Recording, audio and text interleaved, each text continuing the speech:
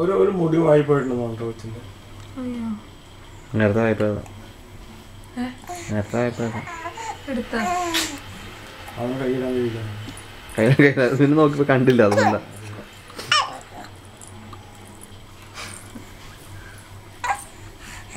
കുട്ടിമാളുവേ ചക്കരക്കുട്ടിയേ അപ്പൂപ്പയുടെ ചക്കരയല്ലേ? ഒന്ന് ചിരിച്ചാ മോളെ, ഒന്ന് ചിരിച്ചേ, ചിരിച്ചെന്ന്